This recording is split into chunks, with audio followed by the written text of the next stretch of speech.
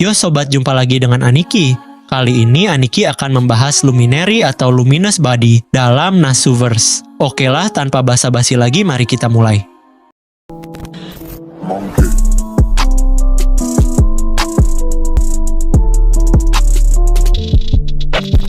Dalam dunia Nasuverse, ada satu fenomena yang bahkan melampaui konsep tubuh dan kehidupan itu sendiri. Sebuah bentuk eksistensi yang disebut sebagai Luminary, dikenal juga sebagai Luminous Body atau Lumina. Fenomena ini adalah ekspansi mendadak dari spiritual core, sebuah proses yang dalam astronomi dikenal sebagai inflation, ekspansi eksponensial alam semesta yang terjadi setelah Big Bang. Namun di sini, yang mengalami ekspansi bukanlah alam semesta, melainkan keberadaan itu sendiri. Luminary adalah kondisi khusus yang hanya bisa dicapai oleh bangsawan True Ancestor, sebuah state of existence yang muncul ketika tubuh mereka benar-benar hancur. Biasanya, True Ancestor memiliki batasan. Kekuatan mereka selalu disesuaikan hanya satu tingkat di atas lawan mereka. Namun itu bukan karena mereka lemah, melainkan karena mereka dibatasi. Tubuh fisik mereka adalah limiter, dan ketika limiter itu hancur, sementara kesadaran mereka tetap utuh, maka semua pembatasan hilang.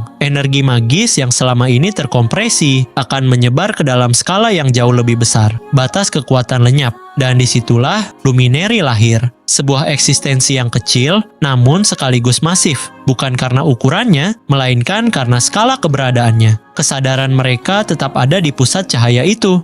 Namun tanpa tubuh, tidak ada lagi batas yang menahan bentuk mereka. Yang muncul hanyalah sebuah proyeksi, bayangan dari diri mereka sesuai dengan bagaimana mereka memandang diri sendiri. Menurut Ciel, inilah bentuk asli True Ancestor tanpa tubuh, sebuah tubuh cahaya yang sepenuhnya terbuat dari ether. Di sisi lain, Magus Association menyebutnya sebagai Spiritron Frame atau Light Frame. Dengan kata lain, Luminary bukan sekadar makhluk. Ia adalah fenomena alami yang tercipta hanya dari kekuatan mental, sebuah keberadaan yang bisa berubah dari fenomena menjadi kehidupan. Namun, perubahan itu tidak seharusnya terjadi. Karena jika proses itu selesai, maka dunia akan berakhir. Dalam beberapa kasus, jika seorang Brunestud dihancurkan secara tidak sempurna, mereka bisa bangkit kembali hanya dari energi magis yang tersisa. Dan kebangkitan itu tidak akan berbentuk manusia, melainkan bencana. Sebuah mekanisme balas dendam yang mampu menghancurkan peradaban manusia. Kasus paling terkenal adalah Arcueil Brunestad. Biasanya, ia tidak akan memicu Luminary selama kekuatannya masih terbagi. Namun dalam situasi tertentu, emosi dapat mengganggu sistem tersebut. Dalam rute tertentu, setelah ia membunuh Roa, emosinya terhadap Shiki membuatnya kehilangan kendali.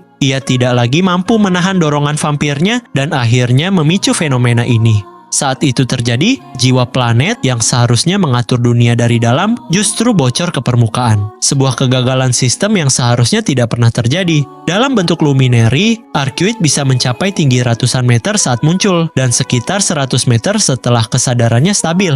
Menurut Michael Roa-Valdamyong, Luminary adalah sebuah sistem milik dunia, sebuah mekanisme riset lingkungan yang seharusnya tidak digunakan untuk emosi pribadi. Namun ketika Arcueil mulai bergerak, itu bukan lagi kehendak dunia, melainkan kehendaknya sendiri. Awalnya, Luminary adalah sistem untuk mengembalikan True Ancestor ke kondisi normal. Karena sistem ini tidak diciptakan untuk satu individu. Namun jika Luminary digunakan bukan untuk kembali, melainkan untuk melahirkan keberadaan baru, maka hasilnya akan berbeda. Sebuah True Ancestor baru bisa tercipta. Dan pada saat itu, Arcueil yang lama akan benar-benar menghilang.